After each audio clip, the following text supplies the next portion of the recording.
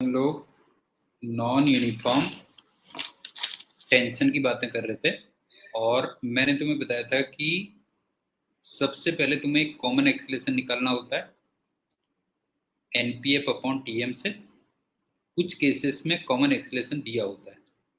दूसरा, अगर तुम्हें पी पॉइंट पे टेंशन निकालनी है तो पी पे स्ट्रिंग को कट करते हो और वो दो पार्ट्स में ब्रेक हो जाती है। किसी एक पार्ट का फ्री बॉडी डायग्राम बनाते हो और उस पार्ट के लिए F net equal to M A लिखते हो। बस ये ध्यान रखें कि जहां पे तुमने कट किया पी पॉइंट पे, वहां पे तुम्हें एक टेंशन और दिखानी है। उसकी डायरेक्शन में अभी तुम्हें यहाँ पे शो करूंगा, तो एग्जाम्पल देखो तब क्लियर हो जाएगा।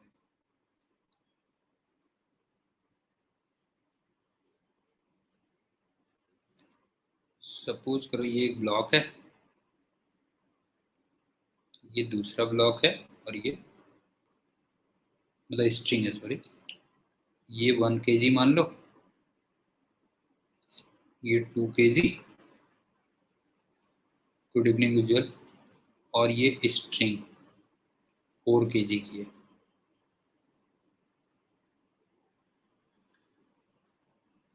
और ऊपर को तुमने F इक्वल टू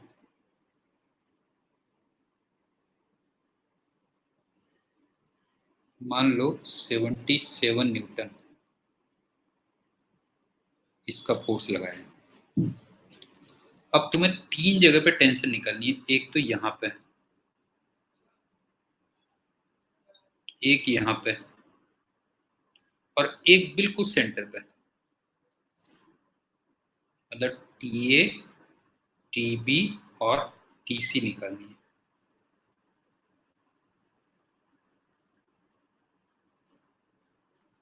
क्या हो? सबसे पहले देखो,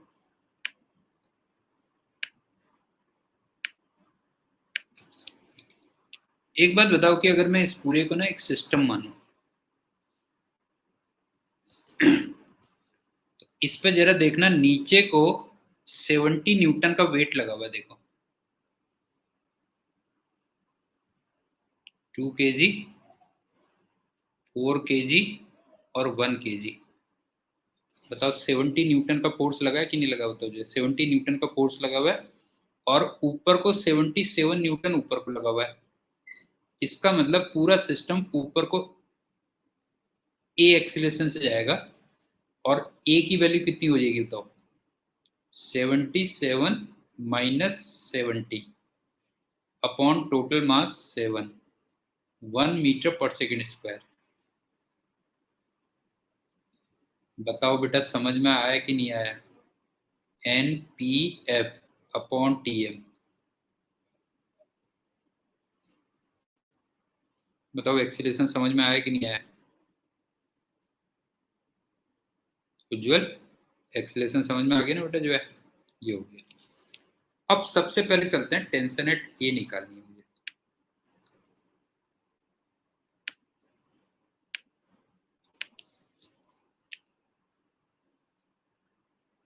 देखो, हाँ, मैंने यहां पे कट किया और इसके ऊपर वाले का फ्री बॉडी बना दे रहा हूं, बस हो गया। ये 1 kg है।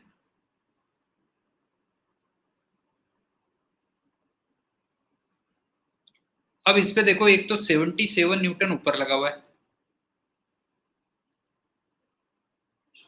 और 10 न्यूटन इसका वेट नीचे लगा हुआ है। अब मैंने तुमसे कहा था जहां पे कट करोगे वहां पे एक टेंशन और दिखानी है तुम्हें, तो तुम्हें लग रहा है टेंशन इस पे इधर को दिखाओगे। पहले ये बताओ, ये फील आ रहा है कि नहीं आ रहा है? पहले ये बताओ बेटा। जो है उज्जवल, ए पे मैंने कट किया और उसके ऊपर वाले का फ्री बॉडी बना रहा हूं, ऊपर वाले पार्ट का फ्री बॉडी बना रहा हूं। ये वाले पार्ट का फ्री बॉडी बना रहा हूं तो 77 लगा एक तो, एक 10 न्यूटन लगा नीचे को, और एक मैंने कहा था वहां पे टेंशन भी दिखाओगे और तुम्हें खुद ही लग रहा होगा कि टेंशन नीचे को आएगी बेटा। क्यों? ये हुआ। लेकिन पूरा सिस्टम ऊपर को जा रहा था ए एक्सलेशन से। क्यों नहीं? ये पूरा सिस्टम ऊपर को ए एक्सलेशन से जा रहा था, तो इक्वेशन क्या बनेगी बताओ? जो है 77 माइनस 10 77 माइनस 10 माइनस TA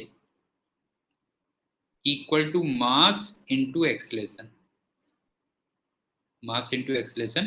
तो TA कितना आ गया जरा देखना यहाँ से, 66 न्यूटन आ गया मेरे ख्याल से, देखना जरा।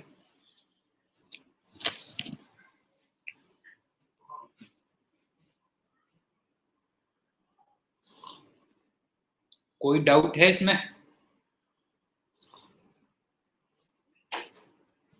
उज्जवल, एनडी, बता बेटा, कोई डाउट तो नहीं है? क्लियर हो गया ना? अब चलते हैं TB पे।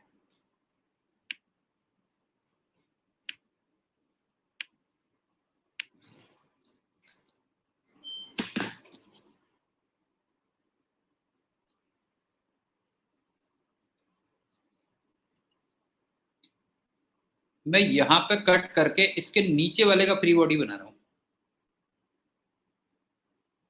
वो मेरी मर्जी है, मैं कहीं का भी बना सकता हूं। तो मैं नीचे वाले का फ्री बॉडी बना रहा हूं, तो उसमें केवल 2 kg रह जाएगा, बस हो गया।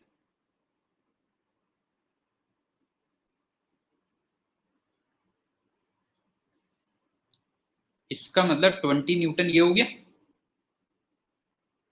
और यहां पे मुझे एक टेंशन दिखानी थी, तो तुम्हें लग रहा है टेंशन ऊपर को दिखानी पड़ेगी? बताओ, ये बताओ, फील आ रहा है कि नहीं आ रहा अपने आप? उज्जवल बता, टेंशन बता, ऊपर को तेरे को लग रही है कि नहीं लग रही है? बता, ये बता जो है, टेंशन ऊपर को होगी ना? टेंशन वैसे भी तुम्हें याद होगा अवे फ्रॉम द ब्लॉक होती थी, अवे फ्रॉम ब्लॉक होती है या नहीं होती है? बताओ।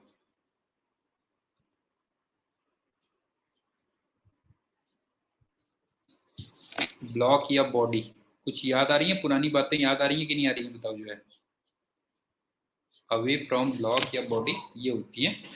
अब ये पूरे का पूरा सिस्टम भी ए से ऊपर जा रहा है, तो इसकी इक्वेशन क्या लिखूंगा जरा बताओ? मैं इसकी इक्वेशन क्या लिखूंगा? TB -20 equal to mass into acceleration. क्यों मास इंटू एक्सलेशन? तो यहां से TB की जो वैल्यू आ गई वो 22 न्यूटन आ गई, ये हो गया। तो मेरे ख्याल से ये भी समझ में आ गया होगा कैसे निकलोगे। अब चलते हैं TC।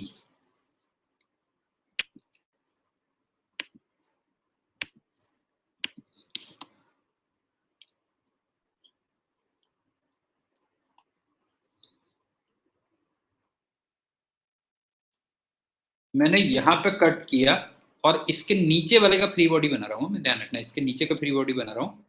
तो एक बात बताओ कि सेंटर पे कट किया मैंने और इसका फ्री बॉडी बना रहा हूँ, तो 2 kg की तो स्ट्रिंग रह गई और 2 kg ये हो गया। तो एक बात बताओ, इस पे नीचे को 40 न्यूटन आएगा ना? नीचे को 40 न्यूटन आएगा और ये पॉइंट C था, तो टेंशन ऊपर को आएगी। बताओ फील आ रही है कि नहीं आ रही है? बेटा ये बताओ जो है, टेंशन ऊपर को आएगी, TC ये हो गई और ये पूरा सिस्टम A से ऊपर जा रहा है।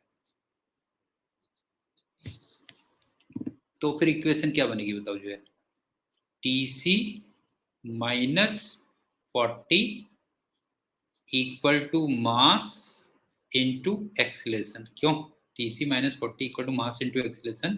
तो TC की वैल्यू यहां से आ गई 44 न्यूटन, ये हो गई, बस हो गया। अब समझ में आया या नहीं आया बेटा? बताओ जो है,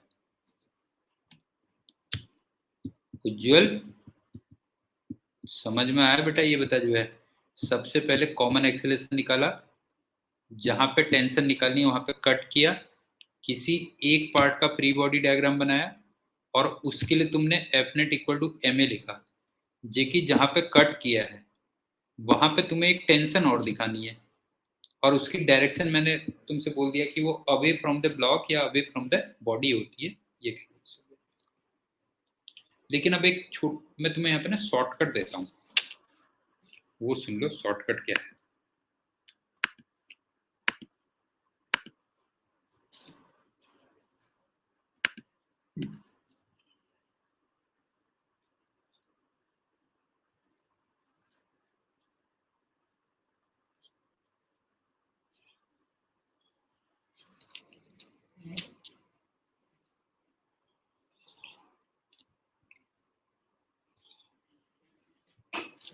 लेकिन इस शॉर्टकट को ना तुम लोग केवल वर्टिकल सिस्टम में अप्लाई करना बस हो गया। Apply in vertical system.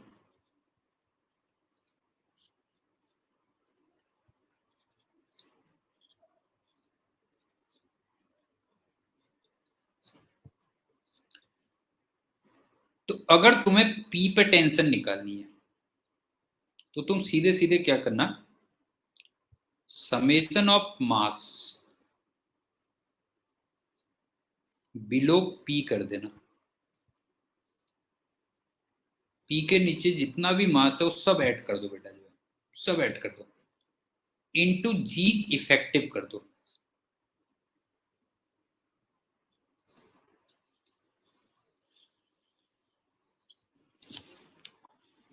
अब G इफेक्टिव कितना होगा वो सुनो।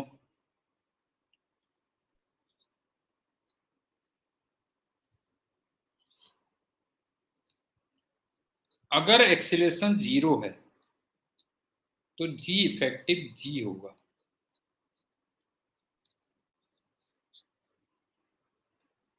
अगर एक्सीलरेशन अपवर्ड्स है तो G effective G plus A कर देना। अगर एक्सीलरेशन डाउनवर्ड्स है तो G इफेक्टिव को G माइनस A कर देना। और अगर बिल्कुल फ्री फॉल हो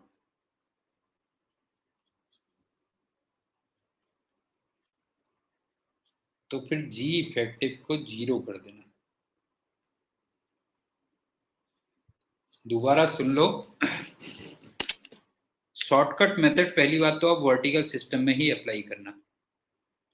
दूसरा मैंने तुमसे कहा जहां भी तुम्हें टेंशन निकालनी है, ठीक है ना, जहां भी टेंशन निकालनी है उसके नीचे पूरे का पूरा मास ऐड कर दो और उसको G इफेक्टिव से मल्टीप्लाई कर दो, बस हो गया। G इफेक्टिव की वैल्यू मैंने बता दी तुम्हें कि अगर एक्सीलरेशन 0 है तो G इफेक्टिव G के इक्वल होगा, फ्री फॉल में G इफेक्टिव 0 होगा, अपवर्ड एक्सीलरेशन है तो G प्लस ए होगा और डाउनवर्ड एक्सीलरेशन तो G माइनस ए होगा, बस होगा। जैसे इसको मैं उस वाले एग्जांपल में अप्लाई करता हूं, सुनो।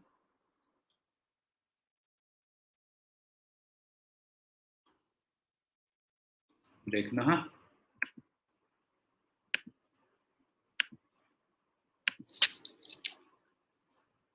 यहाँ पे एक ऊपर को है, इसका मतलब G इफेक्टिव G प्लस ए होगा।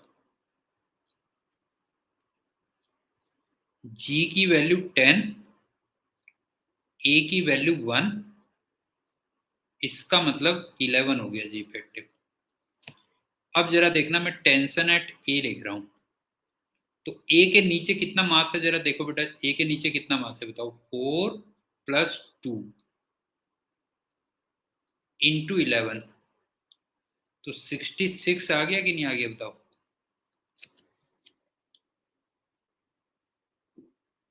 उज्जवल समझ में आया बेटा, जो है ये बता जो है।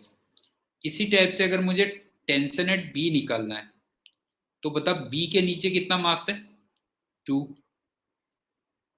इंटू 11, तो जरा देखो 22 आ गया। और टेंशन एट सी निकालना है मान लो, तो सी के नीचे कितना मास है जरा बताओ, 2 kg तो स्ट्रिंग का हो गया, 2 और हो गया इंटू 11, तो जरा देखो 44 आ गया। और यही आंसर तुम्हें दिख रहे होंगे, देखो 66, 22 और 44 यही दिख रहे होंगे, देखो 66, 22 और 44।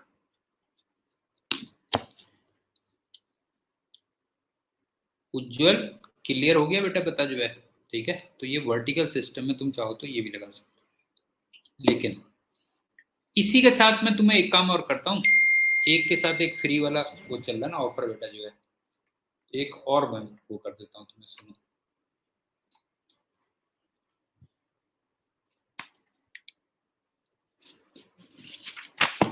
वो क्या है सुनो।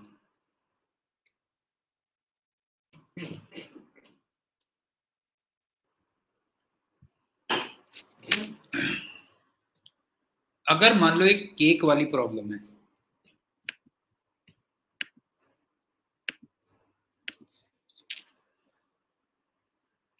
एक ब्लॉक, दो ब्लॉक, यार अभी चेक नहीं किया, आज चेक करेंगे मेरे ख्याल से, 3 block, 4 block, 5 block and so on. तूने भी दे दिया उज्जवल?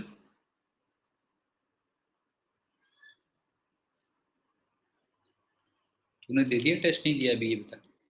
इस टाइप से मान लो ब्लॉक वाली प्रॉब्लम है, और अच्छा, यहाँ पे कोई पी पॉइंट है मान लो, हाँ। तो अगर तुम्हें नॉर्मल रिएक्शन एट पी निकालनी है,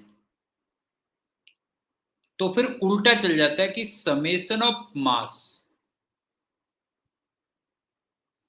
अब पी कर देना,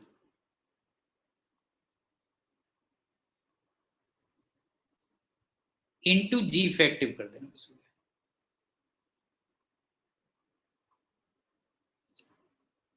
समझ में आया गोपी? बता बेटा, समझ में आया कि नहीं आया? कि अगर तेरे को मान ले टेंशन निकालनी है तो मास बिलो पी करोगे, और अगर नॉर्मल रिएक्शन निकालनी है तो मास अब पी करोगे, बस ये ध्यान रखना। टेंशन के लिए करोगे मास बिलो पी, मास बिलो पी, और नॉर्मल रिएक्शन के लिए कर दोगे मास अब पी, और फिर उसको जी इफेक्टिव से क्या कर दोगे, मल्टीप्लाई कर दोगे। जी, तो ये तुम्हारा हो गया नॉन यूनिफॉर्म टेंशन कैसे निकाली जाती है उसका हो गया। अब आ गया फ्रिक्शन बेटा। जो है फ्रिक्शन की एंटीबॉडी डैशिंग होती है। हमारे टाइम पे ना अमिताभ बच्चन, तो जानता ना, अमिताभ बच्चन बड़ा फेमस हीरो था, अभी भी आता है। तूने गोपी देखा होगा, तूने देखा है कि नहीं देखा बेटा? जो है अमिताभ बच्चन का केबीसी वगैरह देखा होगा ना, बड़ा डैशिंग वो माना जाता था। तो उसकी एंट्री ऐसे नहीं करते थे कि ऐसे नॉर्मल में आ गया, बस कास्टिंग खत्म हुई और अमिताभ बच्चन आ गया। उसकी एंट्री बड़े डैशिंग उसमें होती थी, जो है, समझ गया ना? तो उसी टाइप से जो है यहाँ पे फ्रिक्शन की एंट्री भी होगी बेटा। जो है ये ध्यान रखना, फ्रिक्शन पूरे लॉज ऑफ मोशन का वो है अमिताभ बच्चन, ये मान लो।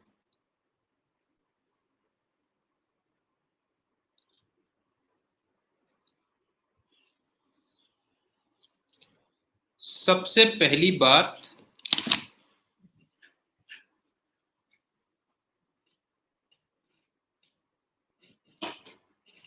इसमें दो वर्ड हम यूज करेंगे।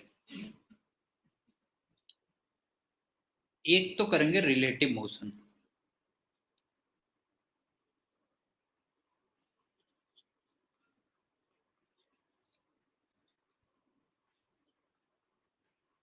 लेकिन अब थोड़ा सा डिफरेंस हो जाएगा। रिलेटिव मोशन उसमें होगा जो दो बॉडीज कांटेक्ट में हो, हाँ, between two bodies in contact.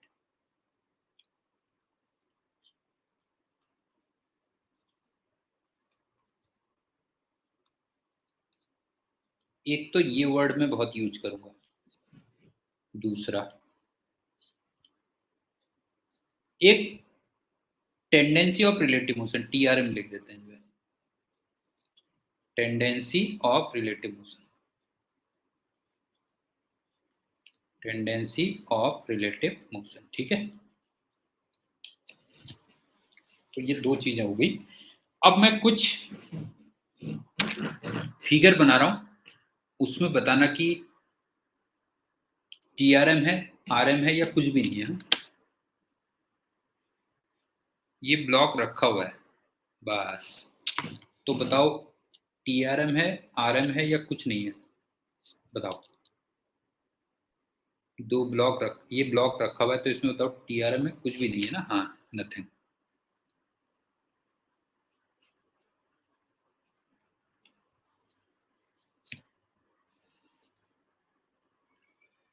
अब मैंने फोर्स तो लगाया, लेकिन मूव नहीं कर पा रहा।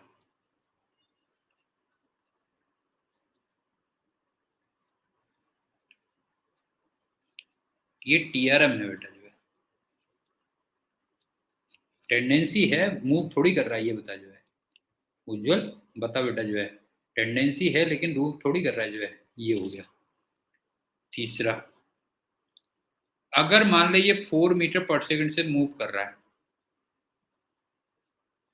तो बता क्या कहेगा, तो बता क्या कहेगा, फिर रिलेटिव मोशन है। अब मेरे ख्याल से कुछ समझ में आ रहा होगा तेरे को। और चलो एक और एग्जांपल बताना। ये रफ है ना,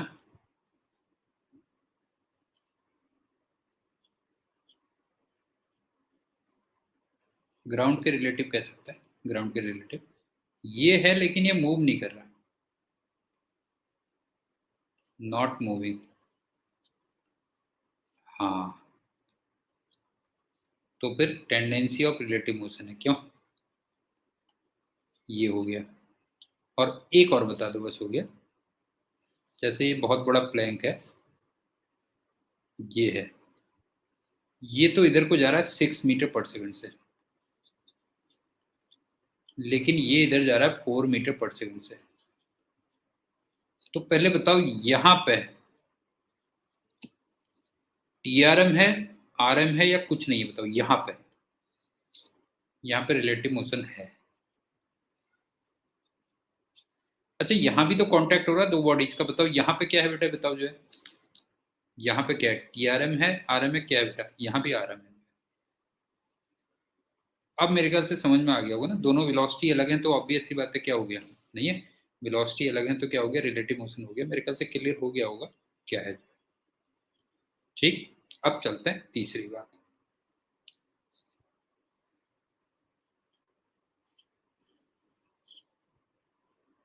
फ्रिक्शन को हम स्मॉल एफ से दिखाएंगे पूरे उसमें, तो कंफ्यूज मत होना। हाँ, चौथी बात, अब तुम्हें याद है कि जो एफ होता था वो दो बॉडी जो कांटेक्ट में है उनके बीच में जो नेट कांटेक्ट फोर्स है उसका एक कंपोनेंट होता था टेंजेंशियल डायरेक्शन में। बताओ होता था कि नहीं होता था, बताओ बेटा जो है, इट इज ए कंपोनेंट, क्यों, it is a component of net contact force, net contact force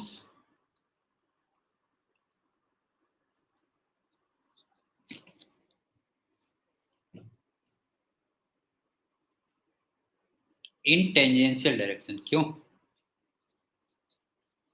in tangential direction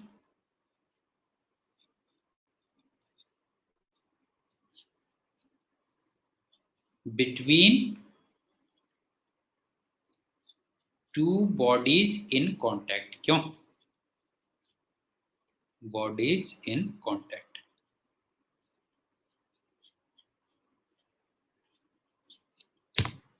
बताते हुए चलना अगर कहीं पे कुछ समझ में ना आए, ठीक है। फिफ्थ पॉइंट,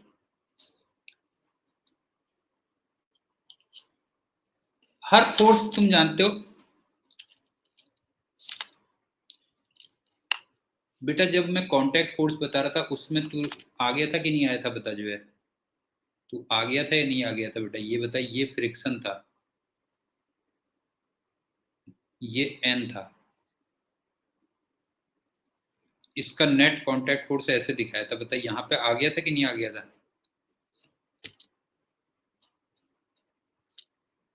तू पहले ये बता, आया था कि नहीं आ गया था, आ गया था ना।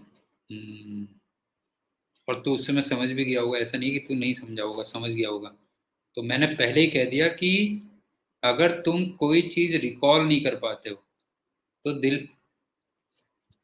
गोपी मेरी गलती नहीं है उसमें, क्यों गोपी बता, मेरी गलती है नहीं है ना। हाँ,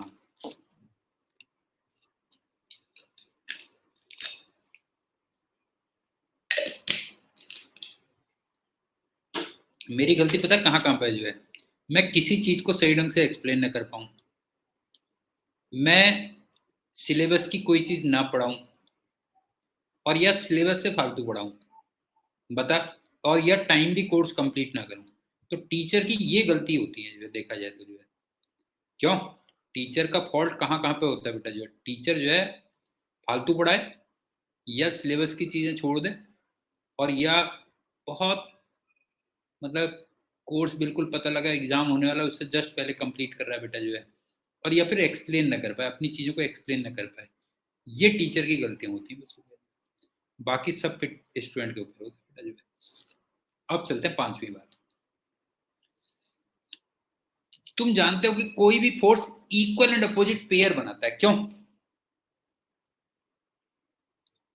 इक्वल एंड अपोजिट,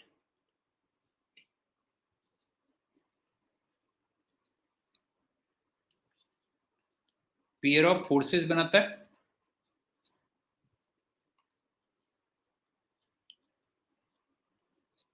जो दो अलग अलग बॉडीज पे एक्ट करेगा, क्यों?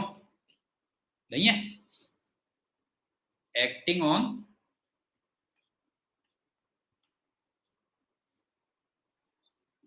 To different bodies.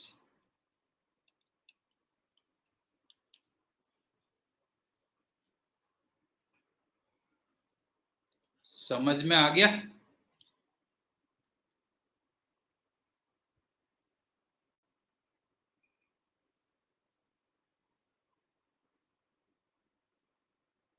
अबे गोपी, तू फिर वही वाली बात कर जाता ना, अपने मुंह में 10 थप्पड़ राइट हैंड साइड से और 10 थप्पड़ लेफ्ट हैंड साइड से मार बेटा जो है। तो मैंने नेट फोर्स तो तेरे पे 0 मारवा दिया, फिजिक्स की लैंग्वेज में तेरे को जो है नेट फोर्स 0 लगवा दिया बेटा जो है। अभी आएगा, अभी पेशेंस रख, अभी पेशेंस रख, सब आएगा बेटा जो है। तो मैंने तुमसे कहा कि equal and opposite pair of forces होते हैं acting on two different bodies, ठीक। अब चलते हैं 6 पॉइंट। कोई बात नहीं आंटी, 6 पॉइंट सुनो। अब फ्रिक्शन कब स्टार्ट करता है एक्ट करना? Friction starts acting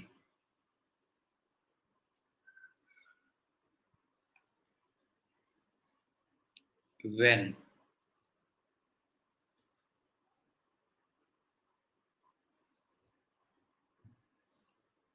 there is, फिर वही नहीं, मोशन नहीं, RM और TRM। तभी तो इतनी देर से पढ़ा रहा था। RM का मतलब बेटा ND रिलेटिव मोशन, TRM का मतलब tendency of relative motion. when there is relative motion or tendency of relative motion between two bodies in contact, between two bodies in contact, तब फ्रिक्शन लगना स्टार्ट होगा, ध्यान रखना।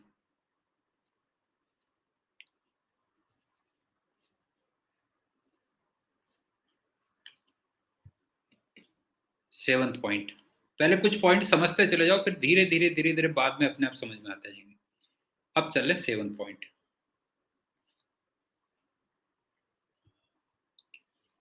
अब जो डायरेक्शन ऑफ फ्रिक्शन होगी, डायरेक्शन ऑफ फ्रिक्शन,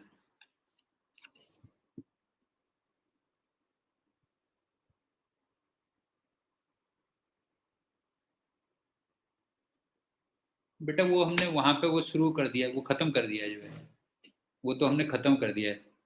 तू एक काम कर, आज का वो देख लेना, क्यों परेशान हो रहा है? आजकल आज का वो देख ले, नॉन यूनिफॉर्म टेंशन किया था हमने जो है, डायरेक्शन ऑफ फ्रिक्शन।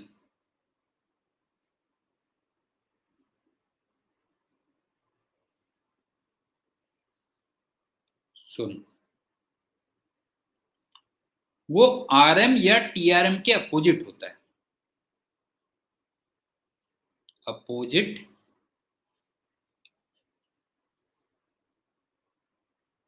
RM या TRM के। थोड़ा एग्जाम्पल बताता हूँ, जैसे ध्यान से देखो।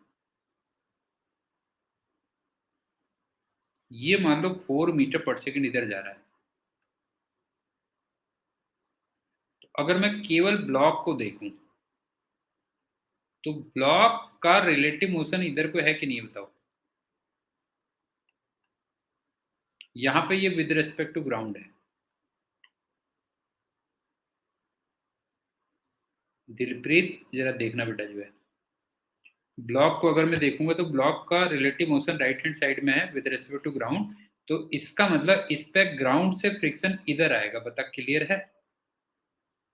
हाँ, लेकिन ये कहाँ से आ रहा है ये भी ध्यान रखना, ये कहाँ से आ रहा है बेटा जो है फ्रॉम ग्राउंड आ रहा है, ध्यान रखना, ये कह लेते हैं। बाय द वे अगर मैं ग्राउंड पे देखता तो ग्राउंड पे फ्रिक्शन किधर को आया होता फिर? ग्राउंड पे ऐसा हो सकता नहीं है, लेकिन फ्रिक्शन कहाँ को आया होता बेटा जो है, उतना ही फ्रिक्शन इधर को लगा होता है, ये क्लियर हो गया? ठीक। और एक चीज और देखो,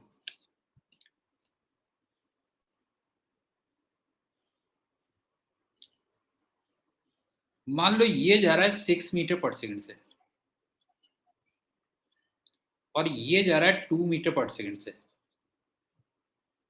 और मैं यहाँ पे केवल फ्रिक्शन देख रहा हूँ, ग्राउंड पे नहीं देख रहा हूँ, यहाँ पे फ्रिक्शन देख रहा हूँ, क्या होगा? हाँ,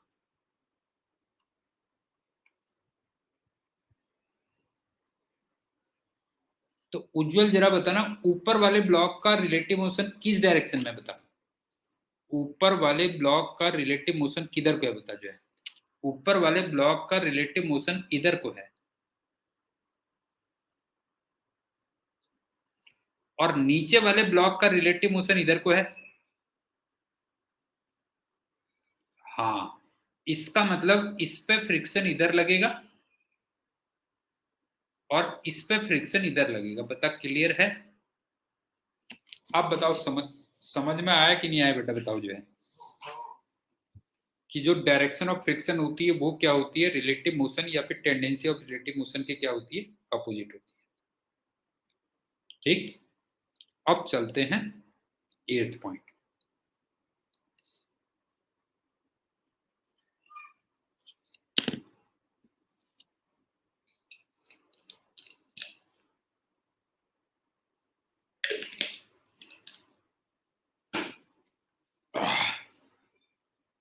फ्रिक्शन भी दो टाइप का होता है, एक काइनेटिक और एक स्टैटिक।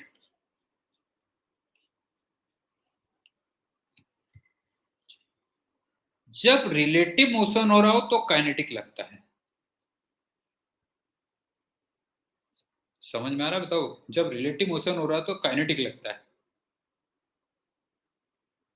नहीं, उज्जवल कल ऑफ नहीं है, 12th को ऑफ है।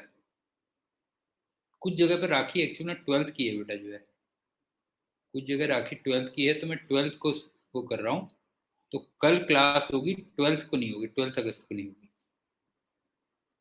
हाँ, तो 12 तारीख को रखेंगे, ठीक है? तो सुनो, काइनेटिक फ्रिक्शन तब लगता है जब रिलेटिव मोशन हो, और स्टैटिक फ्रिक्शन तब लगता है जब टेंडेंसी ऑफ रिलेटिव मोशन।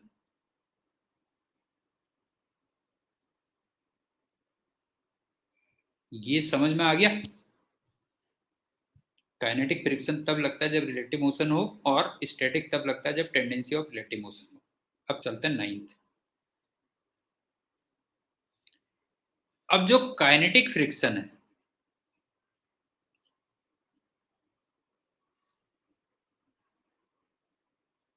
ये फिक्स रहता है,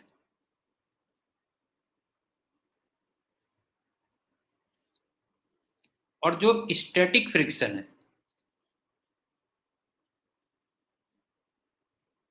ये एडजस्टेबल होता है।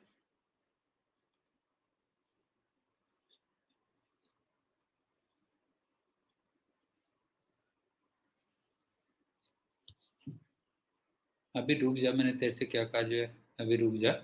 ठीक है, काइनेटिक फ्रिक्शन फिक्स होता है, स्टैटिक फ्रिक्शन एडजस्टेबल होता है, और वो 0 से लेके एक मैक्सिमम वैल्यू तक।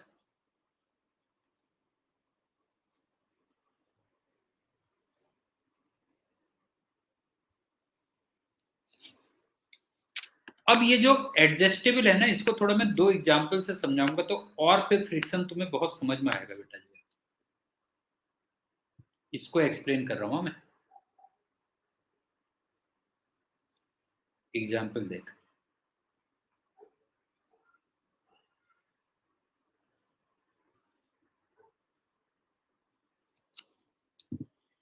सपोज करो मुझे शर्ट परचेज करने करनी है और मैं अपनी जेब में 5000 रुपीज लेके मार्केट गया। अब ये बताओ कि अगर मुझे 1000 की शर्ट पसंद आएगी तो मैं कितना पे करूंगा बताओ? उज्जवल तू बता। 1000 पे करूंगा, जबकि मेरी कैपेसिटी कितनी है? कैपेसिटी कितनी है बता जो? 5000 है ना। हाँ, अगर मुझे 4000 की पसंद आएगी तो 4000 पे करूंगा, जबकि कैपेसिटी कितनी है? 5000। तो ये कहानी चलेगी 5000 तक। नहीं होता, ये कहानी कब तक चलेगी बेटा जो है? जितने की रिक्वायरमेंट होगी उतना पे करूंगा मैं, भले ही कैपेसिटी ज्यादा है मेरी जो है। उज्जवल समझ में आ रहा है बेटा? ये कहां तक चलेगा? 5000 तक चलेगा कि जितने की रिक्वायरमेंट है उतना पे करूंगा, भले ही कैपेसिटी ज्यादा हो जो है। हाँ, लेकिन अगर उससे ज्यादा हो गई, मान लो शर्ट 6000 की हो गई या 7000 की हो गई या 8000 की हो गई, तो फिर मैं 5000 में सरेंडर कर दूंगा। मैं दुकानदार को कहूंगा कि नहीं कहूंगा बता जो है? भाई मेरे पास तो 5000 है, लेने हैं तो लो। हाँ, एंडी समझ में आया कि नहीं आया? अब वो 6 की हो, 7 की हो, 8 की हो, कुछ भी हो, मैं किस पे सरेंडर करूंगा बता जो है? मैं कहूंगा मेरे पास 5000 रुपए हैं, इसमें देना है तो दो शर्ट, नहीं तो अपने घर में रहो बेटा जो है। समझ में आ गया एंडी? मेरे ख्याल से तो इसी से क्लियर हो गया होगा। एक और एग्जाम्पल बताता हूँ, फिर तेरे को फ्रिक्शन बहुत इजीली समझ में आएगा। मान लो तुम ऐसे घर में तुमने मकान बना लिया ना, ऐसी जगह मकान बना लिया जहाँ चोर उचक्के बहुत है बेटा जो है, चोर उचक्के गुंडे मवाली सब लोग रहते हैं मान लीजिए। अब तुमने सेफ्टी के लिए क्या किया कि सेफ्टी के लिए अपने घर में सब हथियार रख लिए, चाकू भी रख लिया, रिवॉल्वर भी रख लिया, स्टेन गन भी रख ली, है ना, AK-47 भी रख लिया, सब रख लिया बेटा। अब तुम एक बात बताओ कि मान लो एक मरियल सा चोर आया मान लीजिए, तो क्या तू उसके लिए वो निकालेगा? ये बता जो है, तू एक मरियल से कोई चोर आया है तो उसके लिए तू AK-47 निकालेगा क्या? ये बता बेटा जो है, हैं? तू उसको एक थप्पड़ मार के वो कर देगा जो है? नहीं बता जो है, भले ही तेरी कैपेसिटी बहुत ज्यादा है जो है। अब मान ले चोर का लेवल और बड़ा, सपोज करो बड़ा चोर आ गया बेटा जो है, तो और तू बड़ा हथियार निकालेगा फिर जो है, नहीं है? और मान ले लास्ट में पूरा तेरे को बिल्कुल अटैक ही कर दिया, मान ले जो है चारों तरफ से अटैक कर दिया, तो फिर जो भी तेरी मैक्सिमम लिमिट है जो है उस पे तू सरेंडर करेगा। सरेंडर मतलब फाइट करेगा, क्यों? नहीं है, जो भी तेरी मैक्सिमम लिमिट है उस पे फाइट करेगा कि नहीं करेगा बेटा बता जो है? तो बस हो गया, यही तू देखना आगे चल के फ्रिक्शन में यही काम आएंगे, ये करना। ठीक है, अब चलते हैं 10th पॉइंट। वो जब एग्जाम्पल करवाऊंगा तो उससे और क्लियर होगा।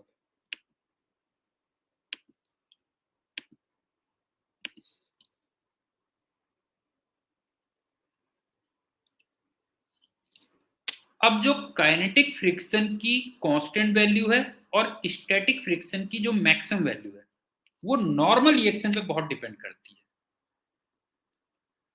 Constant value of kinetic friction,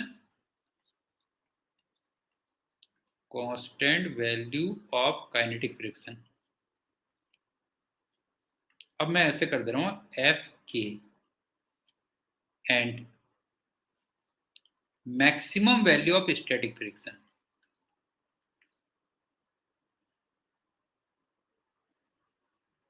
ये प्रोपोर्शनल टू n होती है बेटा जो है।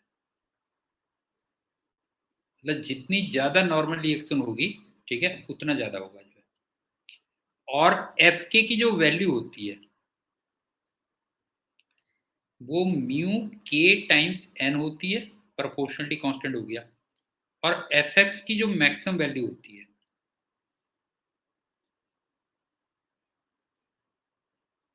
वो म्यू s टाइम्स n होती है। अब यहाँ पे जो म्यू k होता है उसको हम बोलते हैं coefficient of kinetic friction, coefficient of kinetic friction.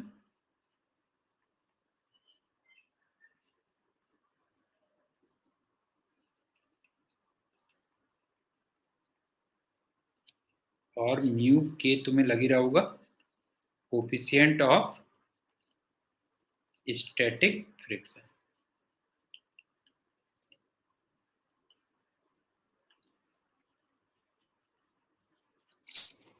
ये भी क्लियर हो गया। 10th point, 11th point.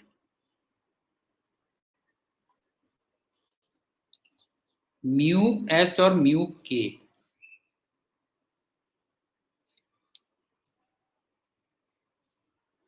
हाँ,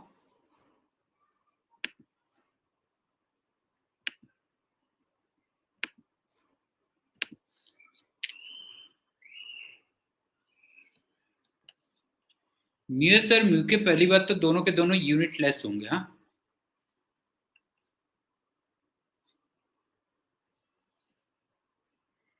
नॉर्मली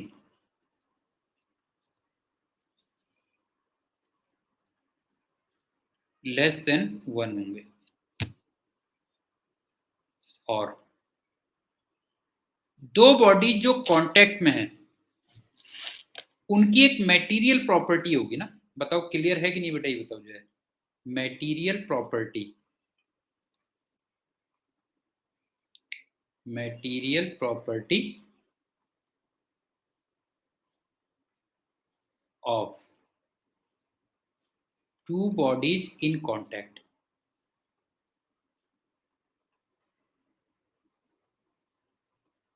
लग रहा है कि नहीं लग रहा, बताओ। उज्जवल समझ में आ रहा है बेटा, जो म्यू एस और म्यू के किस पे डिपेंड करेगा, जो भी दो बॉडीज कांटेक्ट में है उनकी मटेरियल प्रॉपर्टी हो गई, ये कह लो। 12th, म्यू एस की वैल्यू म्यू के से ज्यादा होती है बेटा, ध्यान रखना। इसका रीजन बाद में बताऊंगा क्यों होता है। 13th, कुछ प्रॉब्लम्स में आपको ना सिंगल वैल्यू ऑफ म्यू दी होगी, अलग अलग नहीं दिया होता है। इन सम प्रॉब्लम्स, हाँ, in some problems single value of mu, single value of mu will be given।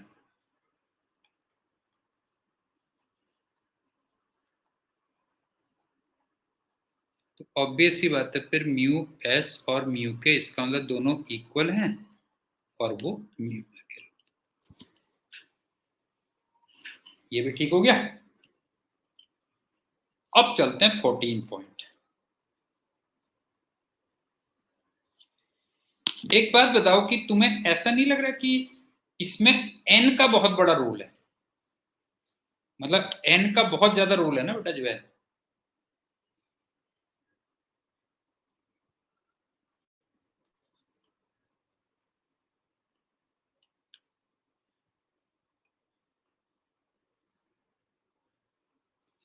तो मैं एक काम करता हूं कि कुछ फिगर्स बना रहा हूं, उसमें एन की वैल्यू लिख दे रहा हूं, और तुम अपने खाली टाइम पे उस पर सोचना, ऐसा अगर कोई समझ में ना आए तो सोचना कि ऐसा क्यों लिखा सर ने, ठीक है।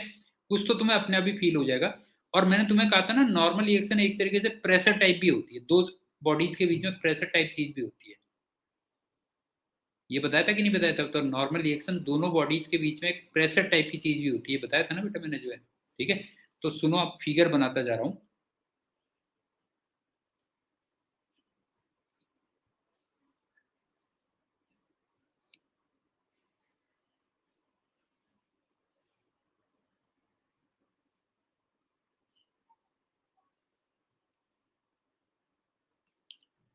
इन तीनों केसेस में जो नॉर्मल रिएक्शन होगी वो mg के इक्वल होगी। हाँ, ये होगी।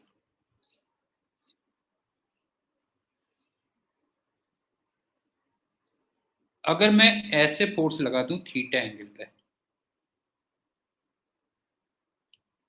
तो तुम्हें कुछ ऐसा लग रहा है कि नॉर्मल रिएक्शन या प्रेशर थोड़ा कम हो जाएगा, ये बताओ, ये फील आ रहा है कि नहीं आ रहा है, पहले बताओ। नॉर्मल रिएक्शन या प्रेशर थोड़ा लग रहा है कि नहीं लग रहा है, बताओ, कम हो जाएगा बेटा जो है, ठीक। तो यहाँ पे जो नॉर्मल रिएक्शन होगा, हाँ, वो हो जाएगा mg minus F sine theta हो जाता है, ध्यान रखना। मतलब ये जो ऊपर वाला कंपोनेंट है ना एफ साइन थीटा, ये माइनस हो जाएगा बेटा इसमें।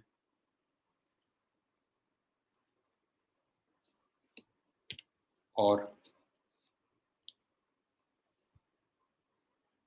अगर मैं इसमें ऐसे फोर्स लगा दूं, खुद फील भी आता है, ध्यान रखना बेटा जो है, ये थीटा है मान लो, तो तुम्हें लग रहा है कि नॉर्मल रिएक्शन बढ़ जाएगी,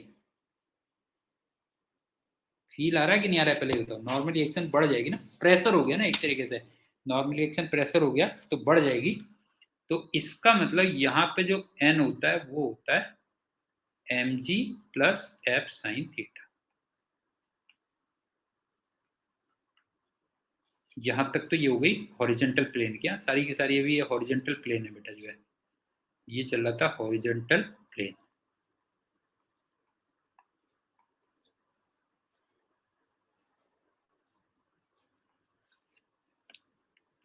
अब चलता हूं इंक्लाइन प्लेन।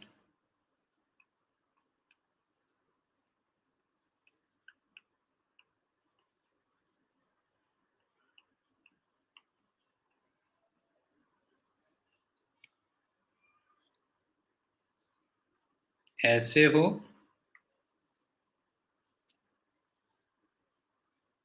ऐसे हो या ऐसे हो,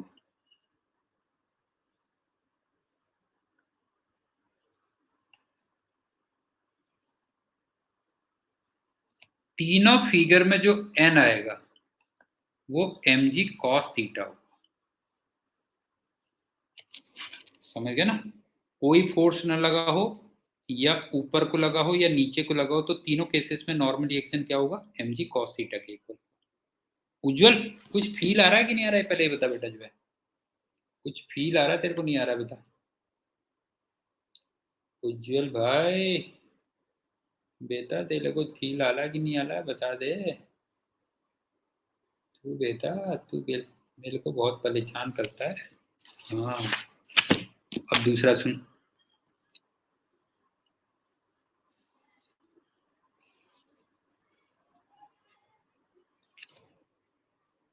यार एक तो ये जो है ना, लोगों के समझ में नहीं आती बात की, ये थीटा है, ये एफ है, ये एल्फा है। अब तुम्हें लग ही रहा होगा ना नॉर्मल रिएक्शन थोड़ी कम हो जाएगी, वही पिछली वाली फिगर हो गई बेटा। क्यों?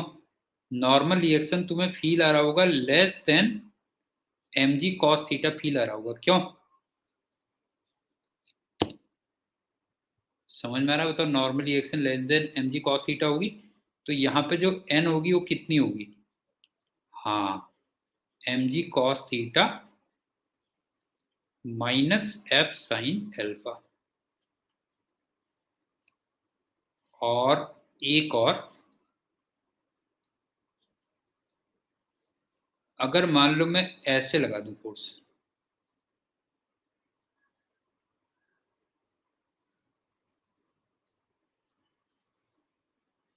ये थीटा है, अब तुम्हें लग रहा होगा प्रेशर बढ़ जाएगा। क्यों? mg cos थीटा से ज्यादा हो जाएगा। तो अब जो n की वैल्यू हो जाएगी वो कितनी हो जाएगी, mg cos theta plus F sine alpha. ये भी समझ में आ गया होगा। ठीक, अब जब नॉर्मल रिएक्शन की बात चली रही है, तो अभी कुछ देर पहले हमने एक नॉर्मल रिएक्शन और पढ़ी थी, उसको भी लिख दे रहा हूँ। वैसे उसकी रिक्वायरमेंट नहीं होगी, लेकिन लिख दे रहा हूँ। जब नॉर्मल रिएक्शन पढ़ ही रहे हैं, सब एक जगह पे ही लिख देते हैं।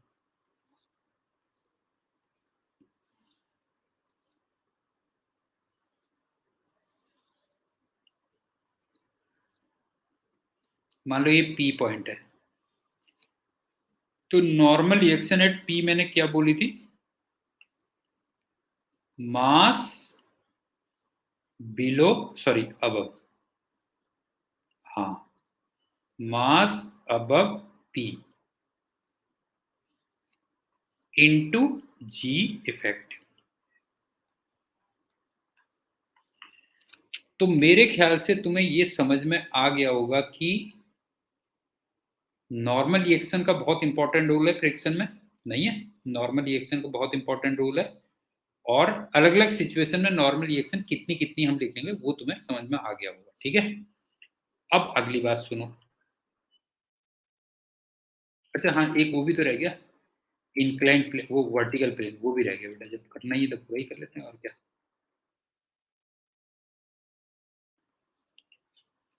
वर्टिकल प्लेन नहीं, बल्कि वॉल कह दूं तो ज्यादा बेटर है।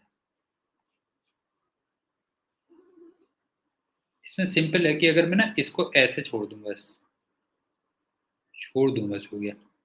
इस केस में तो नॉर्मल रिएक्शन 0 हो जाएगी, और इसमें ज़्यादा टफ नहीं आएगा। इसमें अगर मैं ऐसे फोर्स लगा दूं F, तो फिर नॉर्मल रिएक्शन F के इक्वल हो जाएगा। उज्जवल, समझ में आया बेटा? ये बता जो है कि अगर जस्ट मैं छोड़ दूंगा तो नॉर्मल रिएक्शन 0 हो जाएगी, और इस केस में n क्या हो जाएगा? F के इक्वल हो जाएगा। ये कर दो। अब चलते हैं 14 पॉइंट।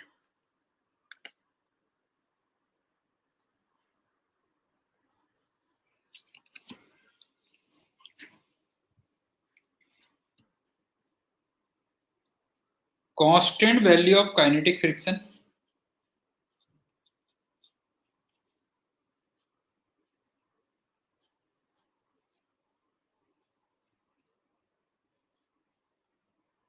या maximum value of static friction.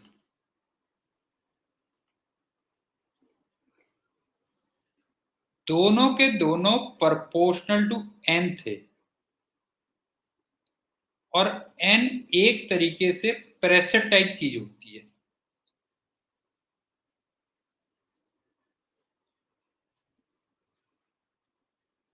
तो ये भी बताओ तुम्हें फील आ रहा है या नहीं आ रहा? बताओ, इसका फील आया या नहीं आया? बताओ बेटा जी। कि अगर मान लो ज्यादा प्रेशर होगा, दो बॉडीज के बीच में ज्यादा प्रेशर होगा, तो उनमें फ्रिक्शन ज्यादा वो मिलेगा। बताओ, ऐसा फील आ रहा है कि नहीं आ रहा? उज्जवल बता। कि अगर दो बॉडीज के बीच में मान लो बहुत ज्यादा वो किया हुआ है, प्रेशर बहुत ज्यादा लगा हुआ है, तो फ्रिक्शन भी ज्यादा होगा। फील आ रहा होगा ना तुम्हें? जो है लग रहा होगा बेटा जो है। ये हो गया। अब मैं एक एग्जाम्पल कराता हूँ, उससे तुम्हें बिल्कुल समझ में आ जाएगी सारी बातें। नहीं आए तो फिर तुम मेरी मूछें उखाड़ देना अगली बार जब भी मैं मिलूंगा ना तुम्हें। अगर इस एग्जाम्पल के बाद जो है तुम्हें समझ में ना आए गोपी, तो मैं 1 महीने तक जो है बिना मूछों के जो है क्लास लूंगा। तुम मूछें उखाड़ देना जब मिलेगा मेरे को पर्सनली। ठीक? अब सुन,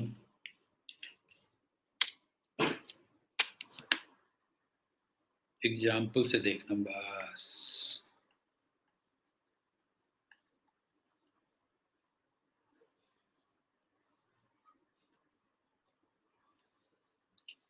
ये एक 4 kg का ब्लॉक है।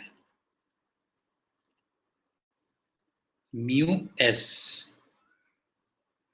मान लो 0.6 दिया हुआ है, और म्यू के दिया हुआ है मान लो 0.4। और यहाँ पे मैं फोर्स धीरे धीरे बढ़ाता जाऊंगा। हाँ, ग्रेजुअली इंक्रीजिंग।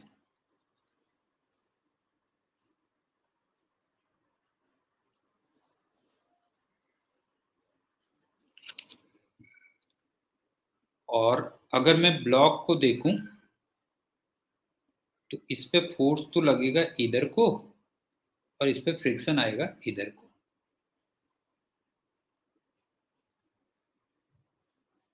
ये है।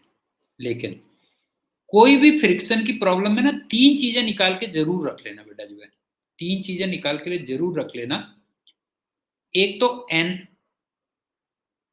और जरा देखना एन यहाँ पे mg होगा, इसका मतलब 40 होगा। एक म्यू एस एन निकाल के रख लेना, जो 24 होगा। और एक म्यू के एन निकाल के रख लेना, जो 16 होगा।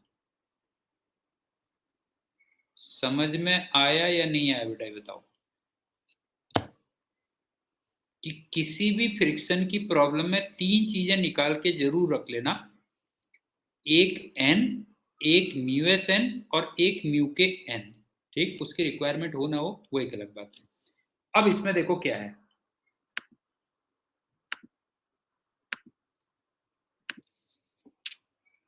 ये 24 न्यूटन तक फाइट कर सकता है बेटा जो है।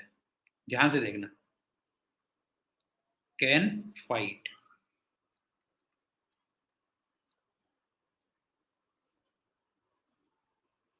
Up to 24 newton. To stop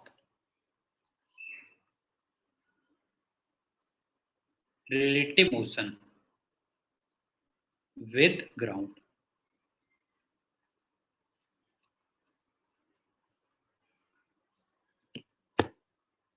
ठीक, लेकिन एक बार जब रिलेटिव मोशन स्टार्ट हो गया, वंस रिलेटिव मोशन स्टार्ट्स,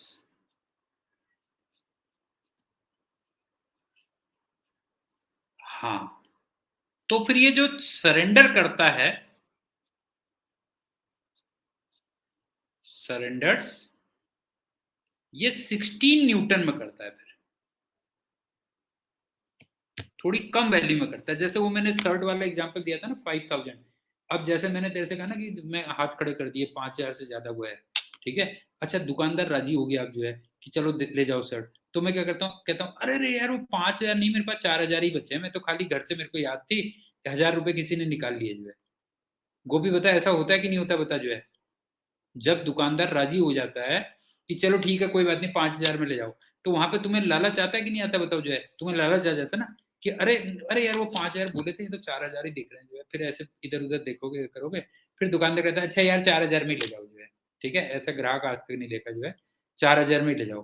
तो बताओ तुम थोड़े कम में सरेंडर करते हो नहीं करते हो जो है, उज्जवल, बता बता, होता है कि नहीं होता, बता उज्जवल, ऐसा होता है कि नहीं होता, बता बेटा जो है। तो बस वही वाली चीज है कि वो थोड़ा कम में सरेंडर करता है जो है। अच्छा हाँ, इसमें मैं तुम्हें एक चीज तो और बताना भूल गया बेटा जो है, हमारे टाइम पे ना एक बहुत ही बढ़िया राजेश खन्ना की मूवी आती थी, मूवी का नाम नहीं मालूम है, उसका डायलॉग मालूम है कि वो कहता था I hate tears.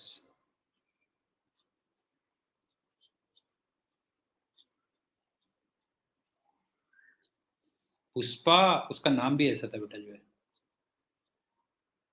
Pushpa I hate tears जो है, हाँ आई हेट टीयर्स जो है, ये था जो है। तो तुम ये याद रखना कि जो फ्रिक्शन है बेटा जो है, फ्रिक्शन हेट्स रिलेटिव मोशन, बस ये ध्यान रखना जो है, समझ गए ना। राजेश खन्ना टीयर से हेट करता है, तो फ्रिक्शन क्या करता है, रिलेटिव मोशन से हेट करता है। इसका मतलब इसकी टेंडेंसी क्या है बताओ जो है, इसकी टेंडेंसी है टू स्टॉप रिलेटिव मोशन, बस ये है कह लो। तो अब हम दोबारा से इस एग्जांपल पे आते हैं, देखो रिलेटिव मोशन को रोकने के लिए ये 24 न्यूटन तक जा सकता है जो है, ठीक, लेकिन अगर तुमने उससे ज्यादा फोर्स बढ़ा दिया तो फिर ये 16 न्यूटन में सरेंडर करेगा, उससे कम वैल्यू में सरेंडर करेगा। अब मैं कुछ वैल्यूज लिखता जा रहा हूं, बताते हुए चलना, हाँ। उज्जवल मजा आ रहा है कि नहीं आ रहा है, पहले ही बता, ये फिजिक्स फिजिक्स तो बाद में होती रहेगी, तो ये बता मजा आ रहा है कि नहीं आ रहा है, लाइफ में मजा आना चाहिए, बस हो गया, समझ गया ना, लाइफ में मजा आना चाहिए और कुछ नहीं है जो है। अब तू एक बात बता, तेरे को मैंने बताया कभी नहीं बताया जो है, तेरा जो है ना, गोपी तू भी सुन ले बेटा बात जो है, तू भी बात सुन ले जो है।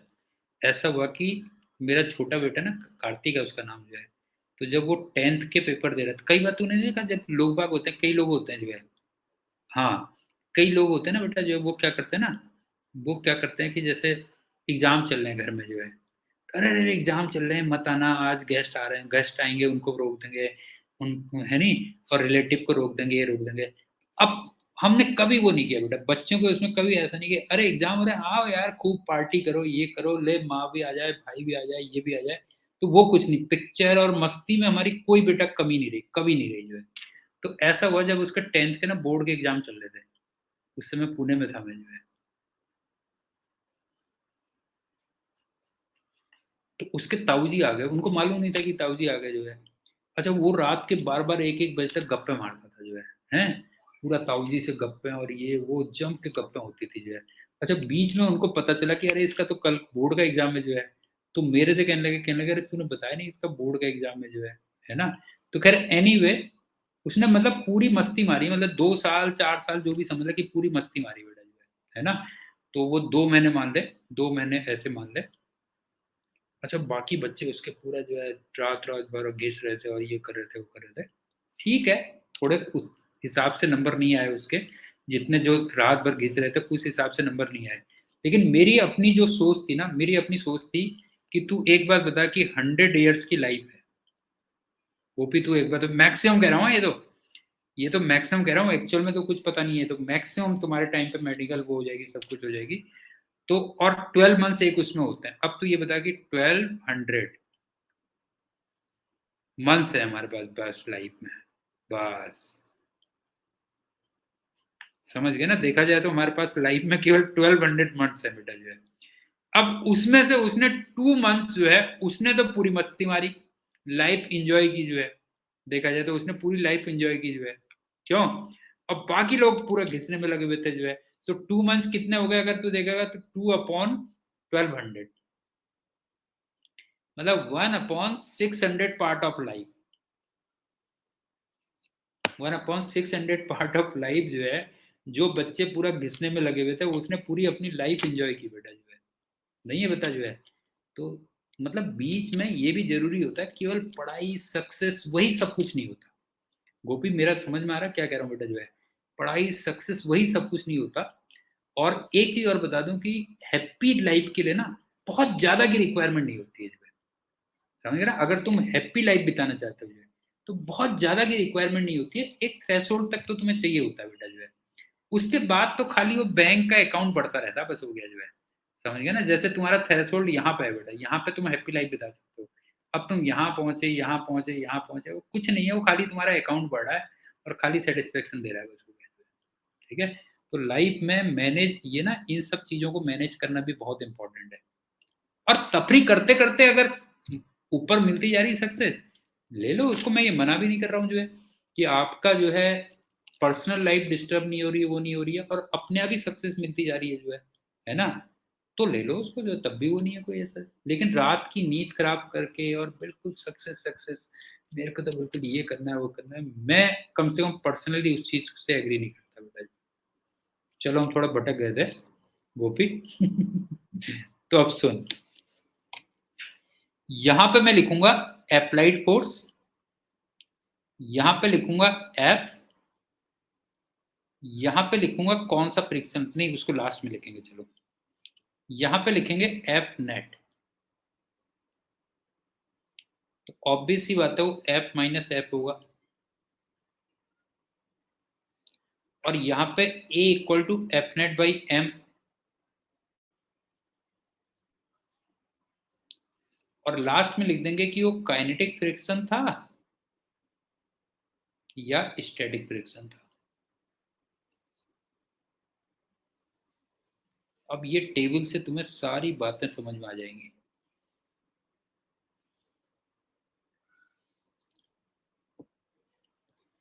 अगर मैंने कोई फोर्स नहीं लगाया तो बताओ फ्रिक्शन कितना होगा? 0, ये भी 0, ये भी 0, यहाँ पे तो कोई मतलब ही नहीं है बेटा जो है।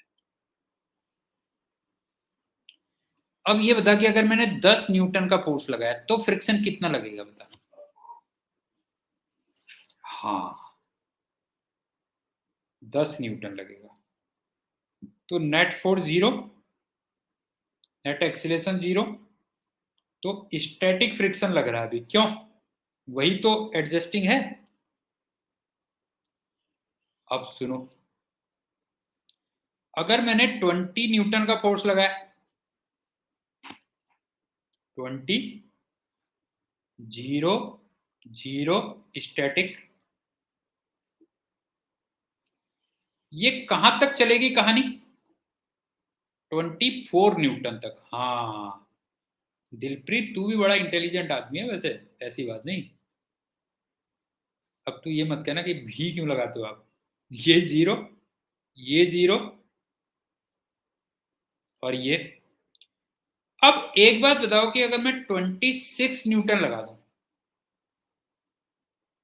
हाँ, तो अब ये 16 पे सरेंडर करेगा। उज्जवल समझ में आया बेटा, ये बता जो है।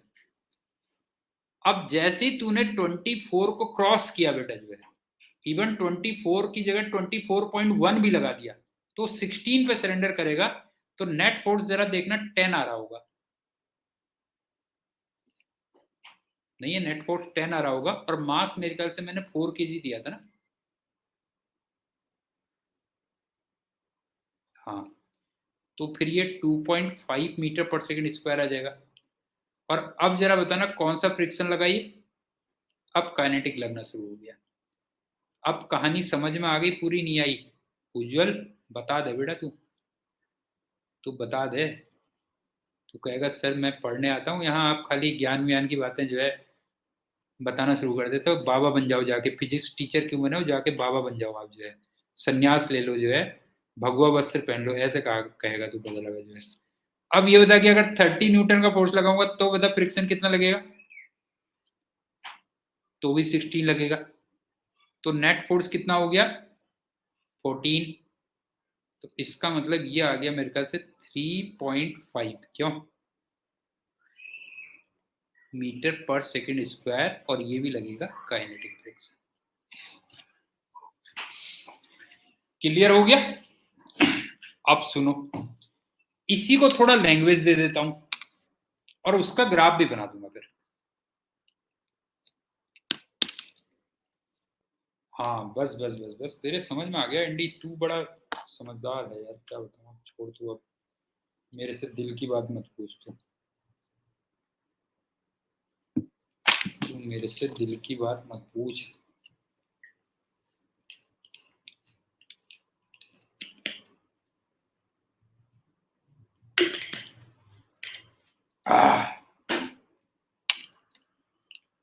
कंक्लूजन,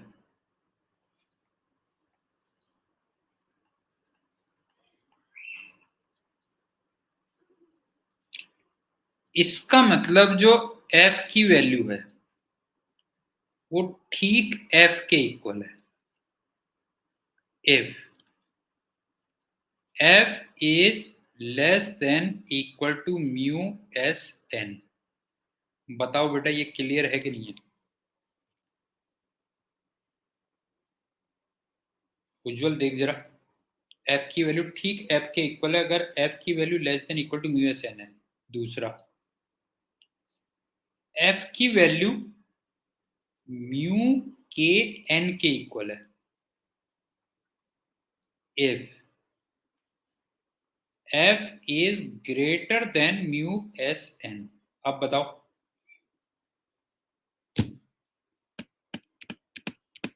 बताओ ये हो गया।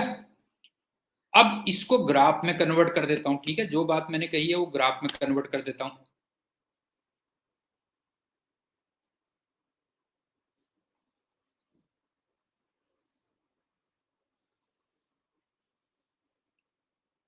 ये फ्रिक्शन है,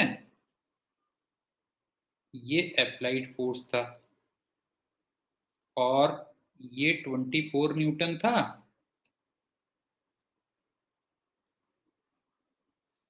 और इधर फिर कहीं 16 न्यूटन था।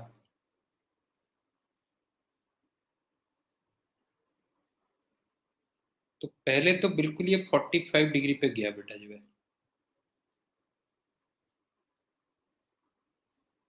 कहां तक, 24 न्यूटन तक। और फिर ये एकदम से सडनली ड्रॉप होके फिर ये 16 पे कांस्टेंट हो गया। बताओ ऐसा लग रहा है कि नहीं लग रहा है ये ग्राफ, बताओ बताओ, ये ग्राफ तुम्हें ऐसा फील हो रहा है कि नहीं हो रहा, बताओ बेटा जो है। एकदम से ड्रॉप हो जाता है फिर वो, कि जैसे फॉर एग्जांपल ना, यहाँ पे अगर मान लो 10 था,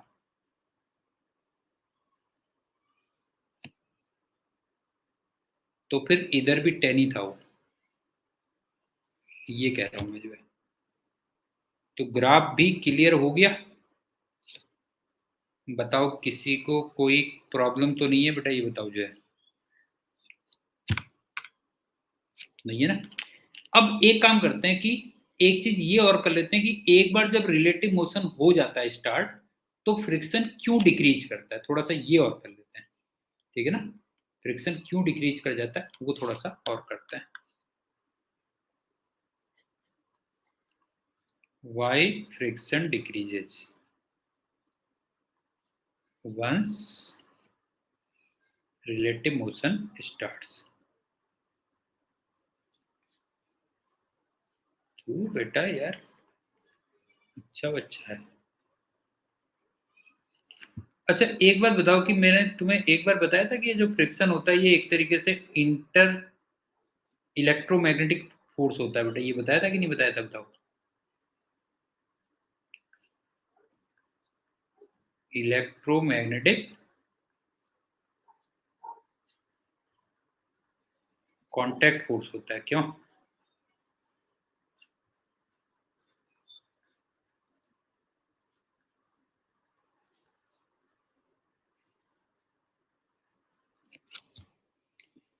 अब होता क्या है ना कि जैसे ये ब्लॉक जब रखा हुआ है बेटा यहाँ पे, तो इन दोनों के बीच में क्या होता है ना, बॉन्ड्स बन जाते हैं एक तरीके से।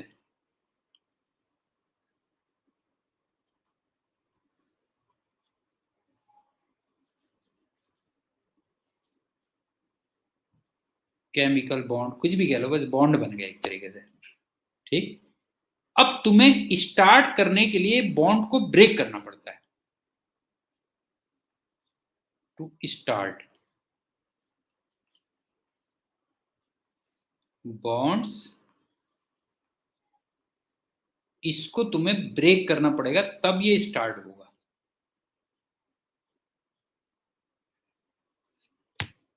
लेकिन अब ये बताओ कि जब ये मोशन स्टार्ट हो गया तो फिर क्या होगा, नए बॉन्ड बनेंगे। ये बताओ, वंस मोशन स्टार्ट्स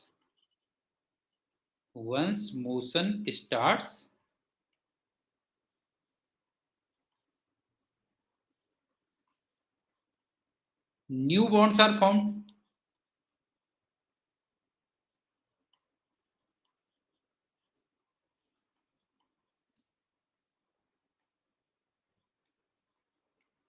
हाँ भाई, नई सरफेस हो जाएगी ना, ये बता, नई सरफेस नहीं हो जाएगी बेटा, बता जो है, नई सरफेस हो जाएगी जो है, फिर उसको ब्रेक करना पड़ेगा। क्यों? ये बता कि उसको ब्रेक करना पड़ेगा कि नहीं करना पड़ेगा बेटा, बता। लेकिन जो नए बॉन्ड होंगे वो वीक होंगे या नहीं होंगे बता। दिलप्रीत ये बता कि नए जो बॉन्ड होंगे वो वीक होंगे या नहीं होंगे बता जो है। ठीक है, तो बस ऐसे समझ ले कि जो न्यू बॉन्ड्स थे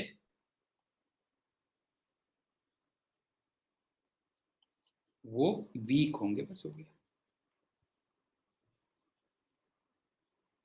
जैसे तू ऐसे समझ लेना कि मेरे को पर्सनली घूमने का बहुत शौक है दिलप्रीत, तो लेकिन बचपन में क्या था, मैं जैसे एक ही जगह रहा था ना, कहीं एक जगह, तो बड़ा मेरे को नॉस्टैल्जिया फील होता था ना, वहां पे छोड़ने में बड़ा नॉस्टैल्जिया फील होता था, क्योंकि बॉन्ड बन जाता ना, एक जगह से बॉन्ड बन गया था बेटा जो है।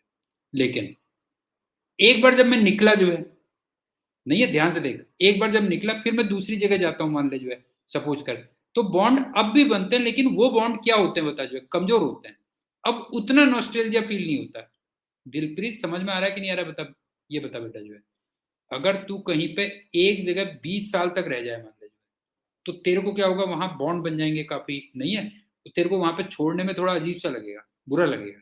लेकिन अब तेरा कंटिन्यूअस मान ले वो जॉब हो गया, कि कंटिन्यूअस तेरे को चेंज करना मान ले जो है, तो ऑब्वियस सी बात है अब भी बुरा लगेगा लेकिन उतना नहीं लगेगा जो है।